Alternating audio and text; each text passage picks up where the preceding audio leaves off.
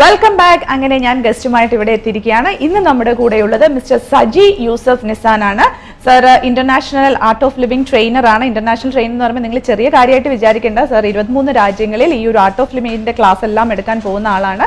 അപ്പോൾ അതുകൊണ്ട് തന്നെ നിങ്ങൾക്ക് ഈ ഒരു എപ്പിസോഡിൽ നിങ്ങളുടെ എന്ത് ഡൗട്ട് ഉണ്ടെങ്കിലും നിങ്ങൾക്ക് വിളിച്ച് ചോദിക്കാവുന്നതാണ്. ഇടയ്ക്ക് ഒരു എന്താ പറയുക, നമ്മുടെ ഡിസ്റ്റർബൻസ് ആവുന്നൊന്നും നിങ്ങൾ വിചാരിക്കേണ്ട. നിങ്ങൾക്ക് എന്ത് ഡൗട്ട് ഉണ്ടെങ്കിലും സാറുമായിട്ട് ലൈവ്ലി നിങ്ങൾക്ക് ചോദിച്ച് മനസ്സിലാക്കാവുന്നതാണ്. ഈ ഒരു ഫുൾ NTV ക്രൂവിന്റെ വക, നമ്മുടെ പ്രേക്ഷകരുടെ വക, ഞാൻ സാറിനെ ഞങ്ങളുടെ ഈ ഹാപ്പിനെസ് അവറിലേക്ക് ഒത്തിരി സന്തോഷത്തോടു കൂടെ തന്നെ സ്വാഗതം ചെയ്യുകയാണ്. ആദ്യമായി തന്നെ സാറിനോട് ചോദിക്കുന്ന, നാട്ടിൽ എവിടെയാണ് സാർ? നാട്ടിൽ കൊച്ചിയിലാണ്. ഓക്കെ. അപ്പൊ ഇവിടെ ഇപ്പം ഇന്റർനാഷണൽ ട്രെയിനർ ആയിട്ട് ദുബായിൽ ക്ലാസ് എടുക്കാൻ വന്നതാണോ? വന്നതാണ്. ഓക്കെ. അപ്പൊ ഈ ഒരു ഫുൾ പാക്കേജ് ആണ്, 5 ദിവസം ക്ലാസ്സുകളാണ് അല്ലെ? ശരിക്കും സാറിനോട് ഒത്തിരി ചോദിക്കാനുണ്ട്. അപ്പൊ ഞാൻ എന്റെ ചോദ്യങ്ങളിലേക്ക് കടക്കുകയാണ്.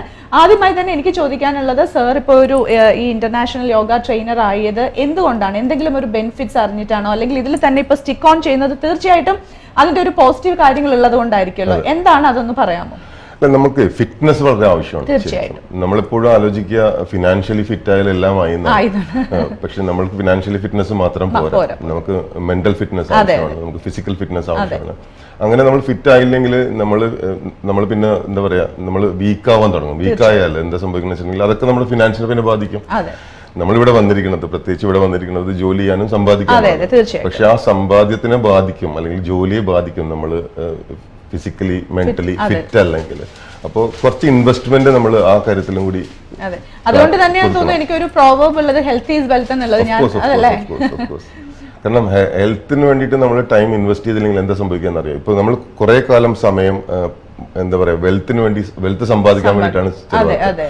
അപ്പൊ നമ്മൾ ഹെൽത്ത് ഇഗ്നോർ ചെയ്തിട്ടുണ്ടെങ്കിൽ പിന്നീട് ഈ വെൽത്ത് മുഴുവനും ഹെൽത്ത് റീഗെയിൻ ചെയ്യാൻ വേണ്ടിയിട്ട് നമ്മൾ സ്പെൻഡ് ചെയ്യും. ഈ ഒരു വെൽത്ത്, നമ്മൾ സമ്പാദിച്ച വെൽത്ത് എൻജോയ് ചെയ്യാൻ പറ്റാതാവും. തീർച്ചയായിട്ടും അതാണ് ഇപ്പൊ നടക്കുന്നത് അല്ലേ? അപ്പോൾ അതുപോലെ തന്നെ ഇന്ന് ഈ ഒരു ബിസി ലൈഫിൽ, അല്ലെങ്കിൽ നമ്മുടെ ഈ ഒരു സ്ട്രെസ് ലൈഫിൽ എല്ലാവരും, നാട്ടിലാണെങ്കിൽ പോലും ഇവിടെ ആണെങ്കിൽ പോലും എല്ലാവരും ഒരു സ്ട്രെസ്ഡ് ആൻഡ് ബിസി ലൈഫാണ്. ഇങ്ങനെയുള്ള ജീവിതത്തിൽ എങ്ങനെയാണ് ഈ ഒരു ആർട്ട് ഓഫ് ലിവിംഗ് ഒരു ഭാഗമാവുന്നത്, അല്ലെങ്കിൽ എന്താണ് അതിന്റെ ഒരു ഇമ്പോർട്ടൻസ് എന്നൊന്ന് പറയാമോ?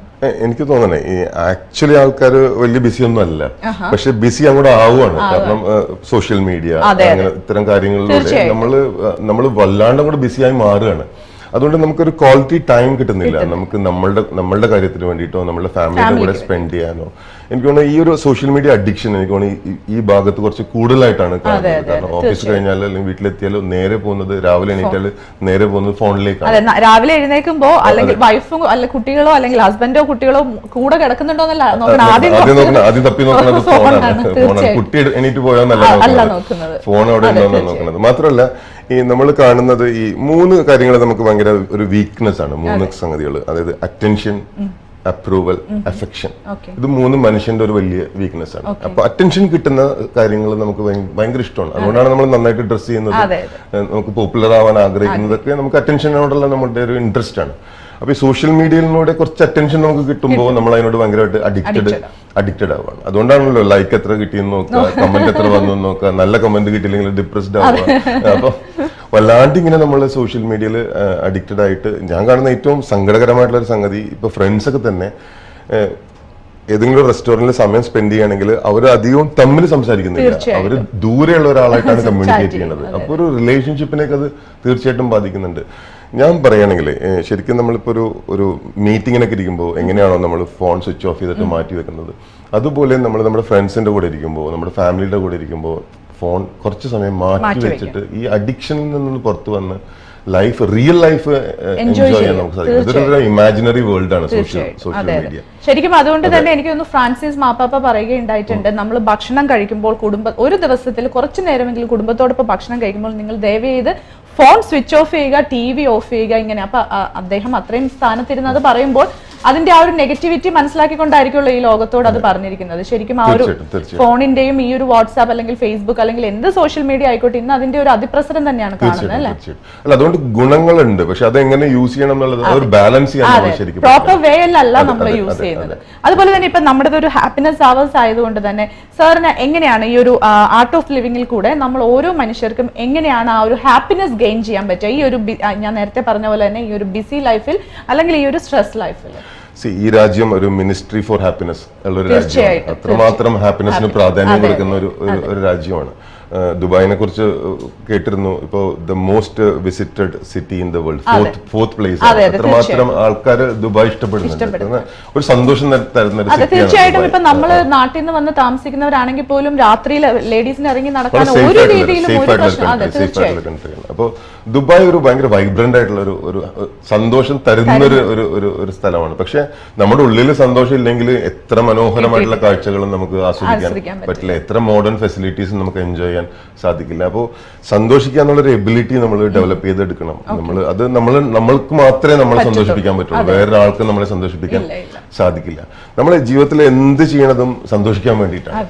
ആർട്ട് ഓഫ് ലിവിംഗിൽ ശ്രീ രവിശങ്കർജി ഫൗണ്ടർ പറയാറുണ്ട്, എന്തിനും നമ്മളുടെ ഉദ്ദേശം സന്തോഷിക്കുക എന്നുള്ളതാണ്. പക്ഷെ ആ ഉദ്ദേശം നമ്മൾ മറന്നു പോകാറുണ്ട്. അതായത് അദ്ദേഹം പറയുന്ന example, preparing bed for the world night and no time to sleep. നമുക്ക് നേരം വെളുക്കുന്നവരെ നമ്മളിങ്ങനെ കിടക്ക തയ്യാറാക്കുന്നു, പക്ഷെ ഉറങ്ങാൻ സമയമില്ല എന്ന് പറഞ്ഞ പോലെ സന്തോഷത്തിന് വേണ്ടിയിട്ടാണ് ഇതെല്ലാം നമ്മൾ ചെയ്യുന്നത്. പക്ഷെ സന്തോഷിക്കാൻ സമയം നമ്മൾ കണ്ടെത്തുന്നില്ല. തീർച്ചയായിട്ടും അത് തന്നെയാണ് അതിന്റെ ഒരു വാസ്തവം. എനിക്ക് തോന്നുന്നു നമ്മൾ വിചാരിച്ചാൽ മാത്രമേ നമ്മുടെ കാര്യങ്ങൾ നടക്കുള്ളൂ. അതുപോലെ തന്നെ ഈ ഒരു ആർട്ട് ഓഫ് ലിവിംഗിൽ ഏറ്റവും എടുത്തു പറയേണ്ടത് സുദർശന ക്രിയ എന്നുള്ള ആ ഒരു റിതമിക് ബ്രീത്തിങ് ടെക്നിക്കാണ്. അത് നമുക്കിപ്പോ ഒരു ആർട്ട് ഓഫ് ലിവിംഗിൽ പോയി നമ്മൾ ആ ഒരു കോഴ്സ് ചെയ്ത് അത് പഠിച്ചു കഴിഞ്ഞാൽ എങ്ങനെയാണ് യോഗ പോലെ നമുക്ക് വീട്ടിൽ തന്നെ ചെയ്യാവുന്നതാണോ, അല്ലെങ്കിൽ അതിന് എപ്പോഴും ട്രെയിനർ ആവശ്യമുണ്ടോ, അങ്ങനെ എന്തെങ്കിലും ഉണ്ടോ? നമുക്ക് നമ്മൾ യോഗനെ കുറിച്ച് ഒരു ഐഡിയ നമുക്കുണ്ട്, മെഡിറ്റേഷനെ കുറിച്ച് നമുക്കൊരു ഐഡിയ ഉണ്ട്. സുദർശന ക്രിയ നമ്മളുടെ ഐഡിയക്ക് അപ്പുറമുള്ള ഒരു സംഭവമാണ്. അതായത് ഇപ്പോ ഞാൻ പറയാറുണ്ട്, ഇപ്പോ ഗ്രഹാം ബെൽ എങ്ങനെയാണോ ടെലിഫോൺ കണ്ടുപിടിച്ചിട്ട് അത് ലോകത്തിന് മാറ്റിമറിച്ചത്, അതുപോലെ ലോകത്തെ മാറ്റിമറിക്കാൻ സാധിക്കുന്ന ഒരു ടെക്നിക്കാണ് ശരിക്കും സുദർശന ക്രിയ. കാരണം അത് നമ്മളെ ഒരു ഫൈൻ ട്യൂണിങ് ചെയ്യാണ്. കാരണം കാലക്രമേണ നമുക്ക് എന്താ സംഭവിക്കുന്നത് വെച്ചിട്ടുണ്ടെങ്കിൽ നമ്മുടെ ശരീരത്തിന്റെ താളം തെറ്റുന്നു, അസുഖങ്ങൾ വരുന്നു, മനസ്സിന്റെ താളം തെറ്റുന്നു, പിരിമുറുക്കം വരുന്നു, സ്ട്രെസ് വരുന്നു, ടെൻഷൻ വരുന്നു. അപ്പൊ നമ്മുടെ മനസ്സിനെ, നമ്മുടെ ഇമോഷൻസിനെ, നമ്മുടെ ഫീലിങ്സിനെ, നമ്മുടെ ബോഡീനെ ഒരു റിതമിക് ആക്കുന്നതാണ് സുദർശന ക്രിയ. ചുരുക്കി പറഞ്ഞാൽ ഇപ്പൊ നമ്മളൊരു ഗിറ്റാർ കുറെ ഉപയോഗിക്കുമ്പോൾ അതിന്റെ ട്യൂണിങ് നഷ്ടപ്പെടും. അപ്പൊ ഇടയ്ക്കുന്നതൊന്ന് ഒരു ഫൈൻ ട്യൂണിങ് ആവശ്യമാണ്. ഈ ഫൈൻ ട്യൂണിംഗ് ആണ് സുദർശന ക്രിയ എന്ന് പറയുന്നത്. അതിൽ ശരിക്കും ഈ ഒരു യോഗയുടെ പോലെ ഇപ്പൊ യോഗ സൺസല്യൂട്ടേഷൻ നമ്മൾ വൺസ് നമ്മൾ പഠിച്ചാൽ നമുക്ക് വീട്ടിൽ തന്നെ ചെയ്യാവുന്നതല്ല. അതുപോലെ ഈ ഒരു സുദർശന ക്രിയയും വൺസ് പഠിച്ചു കഴിഞ്ഞാൽ നമുക്ക് തന്നെ വീട്ടിൽ പ്രാക്ടീസ് ചെയ്യാം. തീർച്ചയായിട്ടും നമുക്ക് 20 to 30 മിനിറ്റ്സ് എടുത്തിട്ടുണ്ടെങ്കിൽ ആ ഒരു ടൈം നമ്മൾ ഇൻവെസ്റ്റ് ചെയ്താലും നമുക്ക് വേണ്ടിയിട്ട് ആ 30 മിനിറ്റ്സ് നമ്മൾ എടുക്കുകയാണെങ്കിൽ ദ ഹോൾ ഡേ ക്വാളിറ്റി മാറും. ഡേയുടെ ക്വാളിറ്റി എന്ന് പറയില്ലേ, ലൈഫിന്റെ ഒരു ക്വാളിറ്റി മാറണം, ദിവസത്തിന്റെ ക്വാളിറ്റി മാറണം. ഇപ്പൊ തന്നെ ആലോചിച്ച് നോക്ക്, ഇത് ഡിസംബറായി അല്ലെ, 2017 ഡിസംബർ. എത്ര പെട്ടെന്നാണ് ഒരു വർഷം കടന്നു പോകുന്നത്. അപ്പൊ നമ്മൾ ഈ വർഷം എന്ത് നേടി, എത്രമാത്രം എൻജോയ് ചെയ്തു, ഒന്ന് you have to look back. എന്താണ് എന്റെ നേട്ടം, എന്റെ പൊസിഷൻ, അതോ വെറുതെ ഞാൻ എക്സിസ്റ്റ് ചെയ്യണോ, വെറുതെ ഇങ്ങനെ ഞാൻ ഇങ്ങനെ എക്സിസ്റ്റ് ചെയ്യണോ, or am I really living this life, ഇതൊന്നും ആലോചിക്കണം. അപ്പോൾ ലൈഫ് നമുക്കൊരു സെലിബ്രേഷൻ ആക്കി മാറ്റണം. കാരണം നമ്മളിവിടെ കുറച്ച് നാളത്തേക്കേ ഉള്ളൂ. ഏതോ ഒരു കലണ്ടർ വന്നപ്പോൾ നമ്മൾ ഇങ്ങോട്ട് വന്നു. ഒരു കലണ്ടർ പറയുമ്പോൾ നമ്മൾ ഇവിടെ നിന്ന് പോകണം. തീർച്ചയായിട്ടും. അപ്പോൾ നമ്മളുടെ കൂടെ ജീവിച്ച കുറച്ച് പേർക്കൊക്കെ 2018 കാണാനുള്ള ഭാഗ്യം കിട്ടിയിട്ടില്ല, നമുക്കത് കിട്ടിയിരിക്കുകയാണ്. അപ്പൊ കിട്ടുമ്പോ വെറുതെ അങ്ങോട്ട് ജീവിച്ചാൽ പോരാ, അത് നല്ല ക്വാളിറ്റി ലിവിംഗിലേക്ക് വരാനാണ് സുദർശന ക്രിയ, പ്രാണായാമ, മെഡിറ്റേഷൻ പോലുള്ള ടെക്നിക്സ് എല്ലാം യൂസ് ചെയ്യുന്നത്. ഇപ്പൊ ഈ ഒരു ആർട്ട് ഓഫ് ലിവിംഗ് എന്ന് പറയുന്നതിൽ തന്നെ എനിക്ക് തോന്നുന്നു യോഗ ഒരു ഭാഗം മാത്രമാണ് അല്ലെ. നിങ്ങൾ എങ്ങനെയാണ് യോഗയ്ക്ക് എങ്ങനെയാണ് ഇമ്പോർട്ടൻസ്? ആർട്ട് ഓഫ് ലിവിംഗ് എന്ന് പറയുമ്പോൾ ഉടനെ ഒരു യോഗ എന്ന് പറയരുത്. ആർട്ട് ഓഫ് ലിവിംഗ് ഒരു ബ്യൂട്ടിഫുൾ പാക്കേജ് ആണ്, സൂപ്പർ കോമ്പിനേഷൻ ആണ്. അതിൽ യോഗ വരുന്നുണ്ട്, അതിൽ മെഡിറ്റേഷൻ വരുന്നുണ്ട്, അതിൽ വളരെ മോട്ടിവേഷണൽ ആയിട്ടുള്ള ഇൻസ്പിറേഷണൽ ആയിട്ടുള്ള പോയിന്റ്സ് വരുന്നുണ്ട്. This a beautiful package actually to എന്താ പറയാ, നമ്മുടെ ലൈഫിനെ മെച്ചപ്പെടുത്താൻ ഉള്ള ഒരു ഡിഫറെന്റ് ടെക്നിക്സ് അല്ലെ. അതായത് പാക്കേജ് ആണ്. അപ്പൊ അതായത് എക്സസൈസ് കൊണ്ട് മാത്രമല്ല, ബോഡിയുടെ മാത്രമല്ല, മെന്റലി ഫിസിക്കലി ഫുൾ നമ്മുടെ ആ ഒരു ലൈഫിനെയും ബോഡിനെയും പ്യൂരിഫൈ ചെയ്യുന്നതാണ് ആർട്ട് ഓഫ് ലിവിംഗ് എന്ന് പറയുന്നത്. മൈൻഡിനെ, സോളിനെ, സ്പിരിറ്റിനെ എല്ലാത്തിനെയും എൻഹാൻസ് ചെയ്യുന്ന ഒരു. ഓക്കെ, അപ്പൊ ഈ സോള്, സ്പിരിറ്റ്, ഇതൊക്കെ എങ്ങനെയാണ് ആർട്ട് ഓഫ് ലിവിംഗിൽ കൂടെ എങ്ങനെയാണ് നമുക്കത് പ്യൂരിഫൈ ചെയ്യാൻ പറ്റുക? നമുക്ക് ഒരു സ്പിരിച്വൽ മെച്യൂരിറ്റി നമുക്ക് ആവശ്യമുണ്ട്. നമുക്ക് മെന്റൽ മെച്യൂരിറ്റി പോലെ തന്നെ നമുക്കൊരു സ്പിരിച്വൽ മെച്യൂരിറ്റി ആവശ്യമാണ്. അതായത് ഞാൻ എന്ത് ചെയ്യുമ്പോഴും എനിക്ക് സമാധാനവും കിട്ടണം, എനിക്ക് സന്തോഷം കിട്ടണം. ഇല്ലെങ്കിൽ ഞാൻ പിന്നെ നിവൃത്തികേട് കൊണ്ടാണ് കാര്യങ്ങൾ ചെയ്യുന്നത് ഇല്ലേ. എന്ത് പ്രവൃത്തിയും എനിക്ക് സമാധാനവും സന്തോഷവും തരുന്നില്ലെങ്കിൽ പിന്നെ ഞാൻ ചെയ്യുന്നത് നിവൃത്തികേട് കൊണ്ടാണ്. അപ്പോൾ സമാധാനവും സന്തോഷവും നമ്മുടെ ഒരു സ്വഭാവമാക്കി കൊണ്ടുവരാനാണ് ആർട്ട് ഓഫ് ലിവിംഗ്, നമ്മുടെ ഒരു നേച്ചറാക്കി കൊണ്ടുവരാൻ. ഇപ്പൊ നമുക്കൊരു വറി ചെയ്യുന്ന ഒരു നേച്ചർ ഉണ്ട്. ഞാൻ പറയാറുണ്ട്, നമ്മുടെ ഉള്ളിൽ ഒരു വറിയർ ഉണ്ട്, ഒരു വാരിയർ ഉണ്ട്. നമ്മുടെ ഉള്ളിൽ വിഷമിക്കുന്ന ഒരാളുണ്ട്, യുദ്ധം ഒരു ചെയ്യുന്ന യോദ്ധാവുണ്ട്.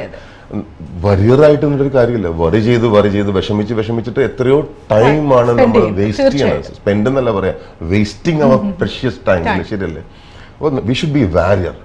നമ്മൾ ചില കാര്യങ്ങൾ ലൈഫിൽ ആ യോദ്ധാക്കൾ മാത്രമേ ജീവിതത്തിൽ മുന്നേറിയിട്ടുള്ളൂ. തീർച്ചയായിട്ടും അവർക്കുള്ളതാണ് ജീവിതം. അതെ അതെ തീർച്ചയായിട്ടും. അല്ലെങ്കിൽ നമ്മളൊരു ചെറിയ പ്രശ്നം വരുമ്പോൾ തളർന്നു പോയാൽ നമ്മൾ അത്രയും നാള് ഉണ്ടാക്കിയ സമ്പത്തും നമ്മുടെ ആരോഗ്യം എല്ലാം അവിടെ പോവുകയാണ്. പക്ഷെ പലർക്കും ആ ഒരു പോയിന്റിൽ നിന്ന് എനിക്കൊന്നു അവര് ഷോക്കായി പോവുകയാണ് ഇനി മുന്നോട്ട് എന്തെന്നുള്ളത്. അപ്പൊ ശരിക്കും ആർട്ട് ഓഫ് ലിവിംഗ് എന്ന് പറഞ്ഞാൽ ആ ഒരു പോയിന്റിൽ നിന്ന് എങ്ങനെ ആളുകളെ ഫ്രണ്ടിലേക്ക് കൊണ്ടുപോകാം എന്നുള്ള ഒരു ക്ലാസ് തന്നെയാണ് നിങ്ങൾ കൊടുക്കുന്നത് അല്ലെ? ഇപ്പൊ നമ്മൾ തമ്മിൽ നടക്കുന്ന ഒരു ഇന്റർവ്യൂ ആണെങ്കിൽ നമുക്കൊരു ഇന്റർവ്യൂ പോലെ തന്നെ ആവശ്യമാണ് ഒരു ഇന്നർ വ്യൂ. എന്താണ് ഞാൻ, അപ്പൊ ഒരു കൃത്യമായിട്ടുള്ള ഒരു ഇന്നർ വ്യൂ, എന്താണ് ഞാൻ എന്നുള്ളൊരു തിരിച്ചറിവ് നമുക്ക് കിട്ടാണ്ട് നമ്മളെ കുറിച്ചുള്ള ആൾക്കാർ പറയുന്ന അഭിപ്രായങ്ങളല്ല ഇവിടെ പ്രാധാന്യം, നമ്മൾ നമ്മളെ മനസ്സിലാക്കുന്നത്. അപ്പോൾ ഒരു ഇന്നർ വ്യൂ ഇവിടെ കിട്ടിക്കഴിയുമ്പോൾ നമുക്ക് രണ്ട് രീതിയിൽ ലൈഫിനെ മാറ്റാം. നമുക്ക് ലൈഫിൽ ഒരു ഓൺലുക്കർ ആവാം, അല്ലെങ്കിൽ ഒരു പാർട്ടിസിപ്പന്റ് ആവാം. നമ്മൾ പലപ്പോഴും ലൈഫിനെ വെറുതെ ഇങ്ങനെ നമ്മുടെ പാർട്ടിസിപ്പേഷൻ വരുന്നില്ല ലൈഫിൽ. ശരിയല്ലേ? ഇപ്പൊ നമ്മൾ തന്നെ സംസാരിക്കുമ്പോൾ ഒരു പാർട്ടിസിപ്പേഷൻ ഉണ്ടെങ്കിൽ കേട്ടിരിക്കുന്ന ആൾക്കാർക്ക് ഇൻട്രസ്റ്റിംഗ് ആവും. അതല്ലെങ്കിൽ ഇതൊരു തണുത്ത രീതിയിൽ പോയാൽ അത് ലൈവ് ആവില്ല. പാർട്ടിസിപ്പേഷൻ ഉണ്ടല്ലോ ലൈഫിൽ. ഇപ്പോൾ ഒരു കളി തന്നെ, ഒരു ഗെയിം തന്നെ കളിക്കാർ 100% പാർട്ടിസിപ്പേറ്റ് ചെയ്യുമ്പോഴാണ് നമുക്ക് ആ കളിയോട് താല്പര്യം, ഗെയിമിനോട് താല്പര്യം. അപ്പൊ നമ്മുടെ ലൈഫിലുള്ള നമ്മുടെ പാർട്ടിസിപ്പേഷൻ ഉണ്ടല്ലോ, നമ്മുടെ കുട്ടികളുടെ അടുത്തുള്ള നമ്മുടെ പാർട്ടിസിപ്പേഷൻ, നമ്മുടെ പാർട്ട്ണറുടെ അടുത്തുള്ള നമ്മുടെ പാർട്ടിസിപ്പേഷൻ, നമ്മുടെ ജോലിയിലുള്ള നമ്മുടെ പാർട്ടിസിപ്പേഷൻ കൂട്ടണം നമ്മൾ. അതൊക്കെയാണ് ആർട്ട് ഓഫ് ലിവിംഗിന്റെ മെയിൻ ആയിട്ടുള്ളത്. ഇപ്പൊ ഒരു ഫാമിലിനെ സംബന്ധിച്ച്, ഒരു പ്രശ്നമുള്ള ഒരു ഫാമിലിനെ സംബന്ധിച്ച് ഈ ഒരു ആർട്ട് ഓഫ് ലിവിംഗിന് അവരുടെ ആ ഒരു ഫാമിലിയിൽ എന്ത് ബെനിഫിറ്റ് ആണ് കൊടുക്കാൻ പറ്റുന്നത്? അതായത് പ്രശ്നമുള്ള ഫാമിലി എന്ന് ഞാൻ ഉദ്ദേശിച്ചത് മേ ബി ഫിനാൻഷ്യലി ആവാം, അല്ലെങ്കിൽ എന്തെങ്കിലും അവരുടെ ഇടയിലുള്ള പ്രശ്നങ്ങൾ. അപ്പോൾ യോഗ എന്ന് പറഞ്ഞിട്ടുണ്ടെങ്കിൽ മെഡിറ്റേഷനും ആ ഒരു ബോഡി എക്സസൈസും എന്നുള്ളതിന്റെ ഉപരിയായിട്ട് ആർട്ട് ഓഫ് ലിവിംഗിന് എങ്ങനെ ഒരു ഫാമിലിനെ നമുക്കത് കൂടുതൽ പോസിറ്റീവായിട്ട് അപ്രോച്ച് ചെയ്യാം? ഒരു ഫിനാൻഷ്യൽ സൊല്യൂഷൻ ആർട്ട് ഓഫ് ലിവിംഗിന് കൊടുക്കാൻ സാധിക്കില്ല. പക്ഷെ നമുക്ക് ഒരു ഹാർമണി എന്ന് പറഞ്ഞ സാധനം, ഒരു ഹാർമണി, അതായത് ഒരു പ്രശ്നത്തെ നമുക്ക് സ്വസ്ഥമായിട്ട് നേരിടാം, ഒരു പ്രശ്നത്തെ നമുക്ക് ടെൻസ്ഡ് ആയിട്ട് നേരിടാം. തീർച്ചയായിട്ടും എനിക്ക് തോന്നുന്നു സ്വസ്ഥമായിട്ട് ഒരു പ്രശ്നത്തെ നേരിടുമ്പോഴാണ് നമുക്ക് കറക്റ്റ് സൊല്യൂഷൻ വരിക. നമ്മുടെ മൈൻഡ് റിലാക്സ്ഡ് ആയാലാണ് ഒരു പ്രോബ്ലത്തിനുള്ള ഒരു സൊല്യൂഷൻ വരിക. ഇവിടെ every problem is born with a solution എന്നാണ് നമ്മളുടെ ഭാരതീയ തത്വചിന്ത. നമ്മുടെ സംസ്കാരം പഠിപ്പിച്ചിരിക്കുന്നതാണ്. Every problem is born with a solution. ഇവിടെ എന്ത് പ്രശ്നത്തിനും ഒരു പരിഹാരം ഉണ്ട്. നമുക്ക് പരിഹാരം ഇല്ലാന്ന് തോന്നാൻ കാരണം പ്രശ്നം വരുമ്പോൾ നമ്മൾ പതറിപ്പോകുന്നു, ആടിപ്പോകുന്നു, ഉലഞ്ഞു പോകുന്നു, പരിഹാരം കാണാനുള്ള മനസ്സ് വരുന്നില്ല. അതായത് നമ്മൾ അതിലേക്ക് നമ്മൾ പോയിന്റ് ചെയ്യുന്നില്ല. നമുക്കൊരു പ്രശ്നം വരുമ്പോൾ നമ്മൾ, ഞാൻ നേരത്തെ പറഞ്ഞ പോലെ, നമ്മൾ അവിടെ സ്റ്റിക്ക് ഓൺ ആയി പോവാണ്. എന്താണ് ഇപ്പൊ ഫോർ എക്സാമ്പിൾ ഇപ്പൊ നമ്മുടെ നാട്ടിലാണെങ്കിലും ഇവിടെ ആണെങ്കിലും ഇപ്പൊ ആർട്ട് ഓഫ് ലിവിംഗിന്റെ ടീച്ചേഴ്സിനെ പോലെ തന്നെ കൗൺസിലേഴ്സ്, സൈക്യാട്രിസ്റ്റ്, ഇവരെല്ലാം ഉണ്ട്. പക്ഷെ പലപ്പോഴും നമുക്ക് പ്രശ്നം വരുമ്പോൾ നമ്മൾ അവരുടെ അടുത്തേക്ക് പോയാൽ നാണക്കേടാണെന്നോ അങ്ങനെ എന്തോ ആണ് വിചാരം. ഇതിൽ വേറൊരു കാര്യം കൂടി ഉണ്ട്. ഞാൻ ഈ കൗൺസിലേഴ്സിന്റെ അടുത്ത് അഡിക്റ്റഡ് ആയിട്ടുള്ള കുറെ ആൾക്കാരെ എനിക്കറിയാം. അതൊരു അഡിക്ഷൻ പോലെ വരുന്നുണ്ട്. നമ്മൾക്ക് അങ്ങനെ ഒന്നും ആവരുത്. നമ്മൾ ആരെയും തടവറയിലാവരുത്. നമ്മൾ ഭയങ്കര സ്ട്രോങ് ആണെന്നേ. അതാണ് ഞാൻ പറഞ്ഞത്. ആ ഒരു സെൽഫ് റിയലൈസേഷൻ നമുക്കൊന്ന് കിട്ടി കഴിയുമ്പോഴാണ് നമുക്ക് മനസ്സിലാവുന്നത്. നമുക്കൊരു കോളർ ഉണ്ട്. Okay, hello hello hello happy morning. Happy morning. ആരാണിത്? ഞാൻ ഹലോ ഹലോ ആരാണ്? അബുദാബിന്ന് വിളിക്കുന്നത്. ഓക്കെ, പേര് പറഞ്ഞോളൂ. ഞാൻ രേഷ്മ. രേഷ്മ. രേഷ്മയ്ക്ക് സാറിനോട് എന്തെങ്കിലും ചോദിക്കാനുണ്ടോ? ഡൗട്ട്? ഉണ്ട്. ഞാൻ കുറെ നാള് മുമ്പേ, അതെ ചോദിക്കൂ രേഷ്മ. രേഷ്മ ടിവിയുടെ വോളിയം ഒന്ന് കുറയ്ക്കോ, അല്ലെങ്കിൽ ടി വി ഒന്ന് ഓഫ് ചെയ്യോ, അല്ലെങ്കിൽ കട്ടായി പോകും. കാര്യം ലാഗ് വരും. ഓക്കെ പറഞ്ഞോളൂ. ടിവിയിൽ ശ്രദ്ധിക്കണ്ട കേട്ടോ. ഓക്കെ. ഞാൻ കുറെ നാൾ മുമ്പ് ആർട്ട് ഓഫ് ലിവിംഗ് കോഴ്സ് ചെയ്തതാണ്. അതിലെനിക്ക് നല്ല ഇതുണ്ടായിരുന്നു. പിന്നെ അത് കഴിഞ്ഞ് കുറെ നാൾ ഞാൻ പ്രാക്ടീസ് ചെയ്തു. അത് കഴിഞ്ഞ് ഞാൻ കുറച്ച് ഗ്യാപ്പ് ഇട്ട് കഴിഞ്ഞിട്ട്, കാരണം പിന്നെ കുറെ നാൾ ചെയ്തില്ല, അത് കഴിഞ്ഞ് കുറച്ച് ഗ്യാപ്പ് ഇട്ട് കഴിഞ്ഞിട്ട് പിന്നെയും ഞാൻ കോഴ്സ് ചെയ്തു. എനിക്ക് ഭയങ്കര ഇഷ്ടമായി. കുറച്ച് പ്രോബ്ലംസ് ഉള്ള ടൈമായിരുന്നു. അങ്ങനെ അതെല്ലാം കഴിഞ്ഞ് പിന്നെ അത് കഴിഞ്ഞ് നെക്സ്റ്റ് വേറെന്തോ കോഴ്സ് ഉണ്ടെന്നാ പറഞ്ഞത്. പക്ഷെ എല്ലാം കൊണ്ട് നല്ലതായിരുന്നു. പക്ഷെ നെക്സ്റ്റ് ഒരു കോഴ്സ് വേറെ ആയിരുന്നു ചെയ്യേണ്ടത്. അതിന് പകരം ഞാൻ അഡ്വാൻസ് മെഡിറ്റേഷൻ കോഴ്സാണ് ചെയ്തത്. അഡ്വാൻസ് മെഡിറ്റേഷൻ ഭയങ്കരമായിട്ടുള്ള പ്രാക്ടീസസ് അല്ലേ ചെയ്യേണ്ടത്. അതെ. അപ്പം അത് കഴിഞ്ഞ് പക്ഷേ എനിക്ക് കുറെ ഡിപ്രഷനാണ് എനിക്ക് അനുഭവപ്പെട്ടത് കുറെ നാൾ. ഓൾമോസ്റ്റ് ഞാന് എക്സൈറ്റഡ് ആവും, ഇതാവും ഭയങ്കര. ഞാൻ ആർട്ട് ഓഫ് ലിവിങ്ങിന്റെ ഇതിനു വേണ്ടി ഞാൻ പരമാവധി കുറെ ചെയ്തതാണ് ആള്. അപ്പം അതിനെന്തൊരു റെമഡി ഒന്ന് പറഞ്ഞു തരാൻ പറ്റുമോ? അപ്പൊ രേഷ്മക്ക് അത് ആദ്യം ചെയ്തപ്പോ വളരെ സന്തോഷമായിരുന്നു എന്നാണല്ലോ പറഞ്ഞത്, ഇല്ലേ? അതെ അതെ. അപ്പൊ രേഷ്മ എന്താ ചെയ്യേണ്ടതെന്ന് വെച്ചിട്ടുണ്ടെങ്കിൽ അതില് നമ്മൾ ആർട്ട് ഓഫ് ലിവിംഗ് കോഴ്സിൽ പഠിപ്പിക്കുന്ന പ്രാണായാമ, സുദർശനക്രിയ, അത്തരം കാര്യങ്ങളുണ്ടല്ലോ, അത് മാത്രം ചെയ്യുക. എന്നിട്ട് ഒരു 10 മിനിറ്റ് സമയം വെറുതെ ഇത് കഴിഞ്ഞിട്ട് ഒരു 10 മിനിറ്റ് സമയം വെറുതെ ദീർഘശ്വാസം എടുക്കുകയും ചെയ്തിട്ട് ബ്രെത്ത് ഒബ്സർവ് ചെയ്ത് ഇരിക്കുക. ഭയങ്കര വ്യത്യാസം വരും. ഇത് മാത്രം ചെയ്താൽ മതി. അല്ല, എനിക്കൊരു കംപ്ലൈന്റ് ഉള്ളതെന്ന് വെച്ചാല് അത് ആർട്ട് ഓഫ് ലിവിംഗില് സാറുമാർ എന്നെ പറഞ്ഞു തരണ്ടല്ലായിരുന്നു. ഒന്നും നെക്സ്റ്റ് ഉടനെ ഒരു അഡ്വാൻസ് മെഡിറ്റേഷൻ കോഴ്സിന് പങ്കെടുക്കാൻ പാടില്ലായിരുന്നു അങ്ങനെയെന്നുള്ളത്. അതെനിക്കന്ന് ഇങ്ങനെ അതിന്റെ ഇടയ്ക്ക് എന്തോ ഒരു മെഡിറ്റേഷൻ കോഴ്സ് ഉണ്ട്, നമ്മള് 6 days മിണ്ടാൻ പാടില്ല എന്നുള്ളത് ഉണ്ടായിരുന്നു. പക്ഷെ കുഴപ്പമില്ല, ഇത് ചെയ്തോളാൻ എന്ന് പറഞ്ഞിട്ടാണ് ഞാൻ ചെയ്തത്. അപ്പൊ എനിക്ക് അത്രയും ബുദ്ധിമുട്ട്, പിന്നെ എത്ര എന്റെ ഫാമിലിയും ഇതും. ഇപ്പൊ സത്യം പറഞ്ഞാൽ എനിക്ക് ഇപ്പോഴും ചിലപ്പോഴും ബുദ്ധിമുട്ടുണ്ടാവാറുണ്ട്. അത് നമുക്ക് അതിൽ നിന്ന് പെട്ടെന്ന് പുറത്തു വരാവുന്നതാണ്. കാരണം ഒരുപക്ഷെ ഇത്രയധികം മെഡിറ്റേഷൻ ചിലപ്പോൾ താങ്ങാൻ പറ്റിയിട്ടുണ്ടാവില്ല. അപ്പൊ അത് വേണ്ട, വീണ്ടും പഴയ പോലെ ഒന്ന് തിരിച്ചു പോയാൽ മതി കേട്ടോ. ഓക്കെ രേഷ്മ, അപ്പൊ എന്തായാലും ആ ഒരു ഡൗട്ട് ക്ലിയർ ആയെന്ന് വിശ്വസിക്കുന്നു. സാർ പറഞ്ഞ പോലെ തന്നെ ആ ഒരു അഡ്വാൻസ് കോഴ്സിലേക്ക് ഇനി ട്രൈ ചെയ്യാതെ തീർച്ചയായിട്ടും ആ ഒരു സാർ പറഞ്ഞ ടെക്നിക്കൽ ഫോളോ ചെയ്യുക. എല്ലാ പ്രശ്നങ്ങളും എത്രയും പെട്ടെന്ന് മാറുന്നതായിരിക്കും. എന്തായാലും thanks for calling Reshma. Thank you so much. അപ്പോൾ ഇതുപോലെ തന്നെ എനിക്ക് സാറിനോട് പറയാനുള്ള, സാർ ഇപ്പോൾ പറഞ്ഞു 23 രാജ്യങ്ങളിൽ, അതായത് 23 കൺട്രീസിൽ ഈ ഒരു ഇന്റർനാഷണൽ ട്രെയിനർ ആയിട്ട് പോവാറുണ്ടെന്നുള്ളത്. അപ്പോൾ ഇങ്ങനെ പോകുമ്പോൾ അവിടെയും എന്താണ് ബേസിക്കലി സാർ ക്ലാസ് എടുക്കുകയാണോ, അതായത് ടീച്ചേഴ്സിനാണോ ക്ലാസ് എടുക്കുന്നത്, അല്ലെങ്കിൽ ഇതുപോലെ ആർട്ട് ഓഫ് ലിവിംഗ് കോഴ്സ് പഠിക്കാൻ വരുന്നവർക്കാണോ? ഞാൻ എൻ്റെ ഒരു ഹയർ കോഴ്സ് ട്രെയിനറാണ്, DS എന്ന് പറയും. അതായത് നമ്മൾക്ക് ഒരുപാട് ബൗണ്ടറീസ് ഉണ്ട്. നമുക്ക് ചെയ്യാൻ പറ്റില്ല എന്ന് നമ്മൾ വിചാരിക്കുന്ന കാര്യങ്ങൾ, നമ്മൾ ഭയം കൊണ്ട് മാറി നിൽക്കുന്ന കുറെ കാര്യങ്ങൾ, നമ്മൾ സംശയം കൊണ്ട് മാറി നിൽക്കുന്ന കാര്യങ്ങൾ. അപ്പോൾ നമ്മൾ കോൺഫിഡൻസ് കൂട്ടിയിട്ട് നമ്മുടെ ലിമിറ്റേഷൻസും ബാരിയേഴ്സും ബ്രേക്ക് ചെയ്ത് നമ്മളുടെ ഒരു കംഫർട്ട് സോൺ എക്സ്പാൻഡ് ചെയ്യിക്കുന്ന ഒരു ട്രെയിനറാണ് ഞാൻ ബേസിക്കലി. അപ്പോ അതാണ് എന്റെ ഒരു മേഖല, അതാണ് അതിന്റെ ഒരു ഹയർ കോഴ്സ് ട്രെയിനറാണ്. ഏത് രാജ്യത്ത് പോയാലും ഇത്രേ ഉള്ളൂ, മനുഷ്യർക്ക് വിഷമിക്കാൻ കുറച്ച് കാര്യങ്ങൾ മതി, മനുഷ്യർക്ക് സന്തോഷിക്കാനും കുറച്ച് കാര്യങ്ങൾ മതി. അതിനെ ഫോക്കസ് ചെയ്തിട്ടുള്ള ട്രെയിനിങ് ആണ്. അതായത് ഒരു ഹാപ്പിനെസ് എങ്ങനെയാണ് വരുന്നത് അല്ലെങ്കിൽ ഉണ്ടാവുക എന്ന ആളുകളിലേക്കുള്ള ഒരു റിയലൈസേഷൻ ആണ് ശരിക്കും ഈ ഒരു ആർട്ട് ഓഫ് ലിവിംഗ് എന്ന് പറയുന്നത്. വളരെ സിമ്പിൾ ആയിട്ട് പറഞ്ഞാൽ ഹാപ്പിനെസിനെ ഹാബിറ്റ് ആക്കി മാറ്റലാണ് ആർട്ട് ഓഫ് ലിവിംഗ്. അത് എങ്ങനെയാണ് മനസ്സിലാക്കി കൊടുക്കുക എന്നുള്ളതാണ് നിങ്ങൾ ഓരോ ട്രെയിനേഴ്സിന്റെയും ഏറ്റവും ഇമ്പോർട്ടന്റ് ആയിട്ട്. നമ്മുടെ നേച്ചർ, നമ്മുടെ പ്രകൃതം സമാധാനമാണ്. നമ്മുടെ നേച്ചർ സമാധാനവും സന്തോഷവുമാണ് നമ്മുടെ പ്രകൃതം. അതുകൊണ്ടാണല്ലോ നമുക്ക് ശരി നോക്ക്, നമ്മൾ അസുഖം വരുമ്പോഴാണല്ലോ ഡോക്ടറിന്റെ അടുത്ത് പോകുന്നത്. ഒരു ഡോക്ടറിന്റെ അടുത്ത് നമ്മൾ പോയിട്ട് എനിക്ക് ഭയങ്കര ആരോഗ്യം ഒന്ന് പരിശോധിക്കുമെന്ന് പറയില്ലല്ലോ. അസുഖം വരുമ്പോഴാണ് നമ്മൾ ഡോക്ടറെ അടുത്ത്. അതുപോലെ സ്ട്രെസ്ഡ് ആവുമ്പോഴാണ് നമുക്ക് വറീഡ് ആവുന്നത്. അപ്പോൾ ഈ പീസാണ് നമ്മുടെ മൈൻഡിന്റെ ട്രൂ നേച്ചർ. ആരോഗ്യമാണ് ബോഡിയുടെ ട്രൂ നേച്ചർ എന്ന് പറയുന്ന പോലെ സമാധാനമാണ് മൈൻഡിന്റെ ട്രൂ നേച്ചർ.